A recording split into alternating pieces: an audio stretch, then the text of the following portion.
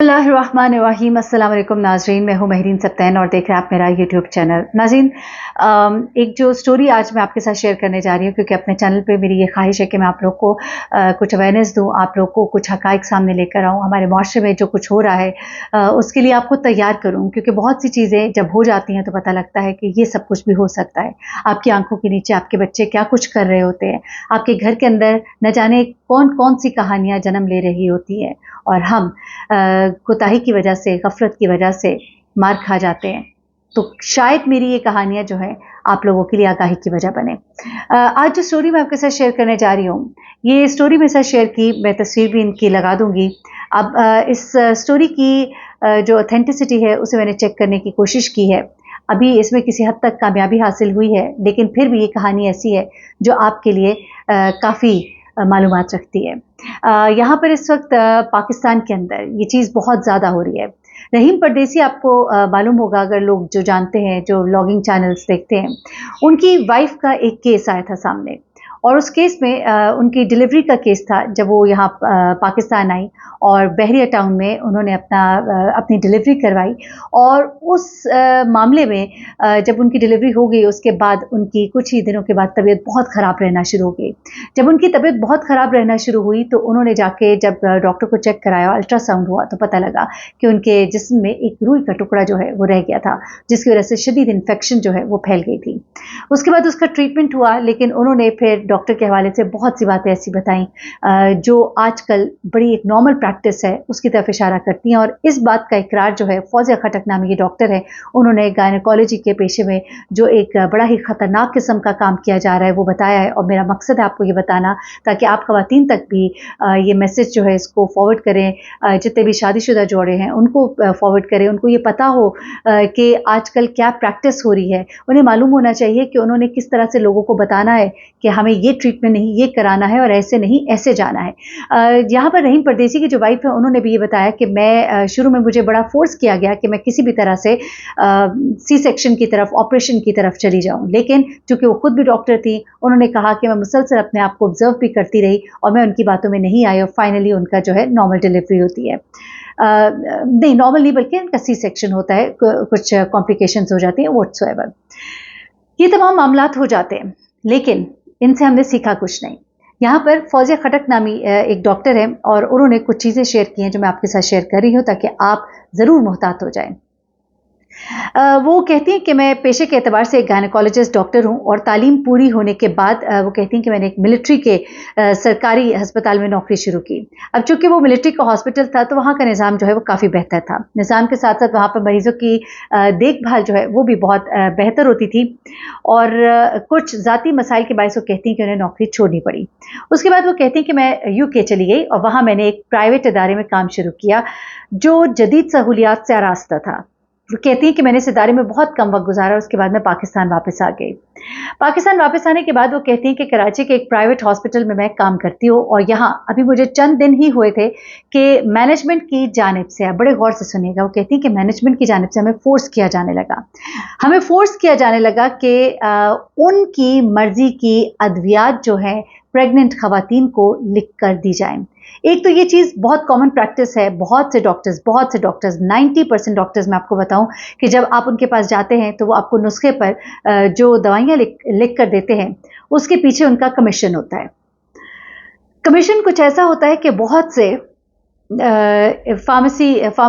जो आपके इदारे हैं फार्मेसी के, बहुत से आप कह लीजिए कि मेडिकल स्टोर्स हैं, वहाँ पे बहुत सी जो दवाइयाँ होती हैं, उन दवाइयों के जो आप कह लीजिए जहाँ से वो प्रोड्यूस की जाती हैं, जो प्रोडक्शन हाउसेज़ हैं उनके, जहाँ पर ये दवाइयाँ तैयार होती हैं, इन कंपनी के जो मालिकान हैं वो अपने नुमाइंदे इनके पास भेजते हैं कमीशन के साथ कि इतनी हमारी दवाइयाँ आप रेफ़र करेंगे और आपको इतना कमीशन दिया जाएगा। इस बुनियाद पर बहुत सी अच्छी दवाइयाँ जो बड़ी सस्ती होती हैं वो आपको नहीं लिख कर दी जाती और आपको कहा जाता है नहीं, आपने यही दवाई लेनी है, और कई दफ़ा तो वो दवाइयाँ आपको वहीं से दिलवाई भी जाती हैं।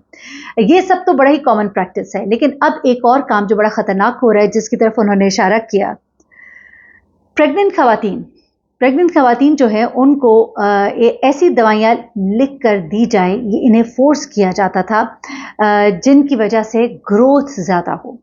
ग्रोथ का मतलब ये है कि बच्चे जो हैं उनकी ग्रोथ जल्दी हो, वो ज़्यादा जल्दी उनकी ग्रोथ होने की वजह से कॉम्प्लिकेशंस होंगी, कॉम्प्लिकेशंस की वजह से मामला सी सेक्शन की तरफ जाएगा और फिर वो हॉस्पिटल जो है वो खूब पैसे कमाएगा। एक नॉर्मल डिलीवरी में बहुत कम पैसे लगते हैं कंपैरेटिवली, लेकिन सी सेक्शन के अंदर लाखों का खर्चा होता है और इससे इदारे को बड़ा फ़ायदा होता है। और आजकल मेजॉरिटी गायनेकोलॉजिस्ट जो हैं वो अपनी पेशेंट को सी सेक्शन की तरफ राग़िब कर रही होती हैं और उनको यही बता रही होती हैं कि आपको कॉम्प्लिकेशंस हैं, आपके साथ ये मसाइल हैं, वो मसाइल है, और आपको कंफ्यूज किया जा रहा होता है। अब होता क्या है कि जनाब इस इदारे में वो कहती हैं कि जब मैं काम कर रही हूँ तो यहाँ पर हमें फोर्स किया जाता है कि उनकी मर्जी की अद्वियात लिखी जाए, ऐसी अद्वियात जिनसे बच्चों की ग्रोथ ज़्यादा हो। जब बच्चे की ग्रोथ ज़्यादा होगी तो ऑपरेशन करना पड़ेगा। बाज़ औक़ात ऐसी अद्वियात भी लिखना पड़ती थी जिससे बच्चे के साथ साथ माँ की सेहत भी ख़राब हो सकती थी। अद्वियात से कमीशन, ऑपरेशन का खर्च, अद्वियात का खर्च, रूम का खर्च और हरासमेंट अलग।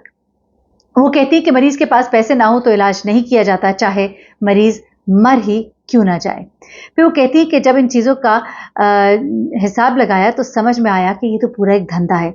एक बच्चे को इस दुनिया में लाने के लिए उसके माँ बाप को कितने जतन करना पड़ते हैं तो अल्लाह ही बेहतर जानता है। ये सब कुछ देखने के बाद वो कहती कि मैंने फैसला किया कि क्यों ना मेडिकल साइंस को थोड़ा करीब से देखा जाए। तो इस वक्त मैं हैरान रह गई जब मुझे ये पता चला कि इंसान पहले खुद मसनूई बीमारियों को पैदा करता है। मैं ये आपको बताऊं, ये एक बहुत बड़ी खौफनाक गेम है और ये वाक़ईतन सच है। उन्होंने कहा कि पहले इंसान खुद मसनूई बीमारियों को पैदा करता है, फिर उनकी अद्वियात बनाकर अरबों डॉलर कमाता है। यानी कि मेडिकल साइंस एक ऐसा शोबा बन गया है जिससे इंसान ने इंसान को कत्ल करना शुरू कर दिया है। पाकिस्तान में भी एक कारोबार बन के रह गया है। इसलिए उन्होंने कहा कि मैंने फैसला किया कि मैं वापस यूके चली जाऊं, और कई ऐसी बातों की वजह से हमारे बहुत अच्छे अच्छे लोग जो है मुल्क छोड़कर वापस चले जाते हैं। अब मैं आपको एक बात बताऊं, ये तो इन्होंने एक मामला बताया। इस वक्त बहुत बड़ी बड़ी रिसर्चेस मौजूद है, बड़ा काम किया गया एड्स के ऊपर, कैंसर के ऊपर।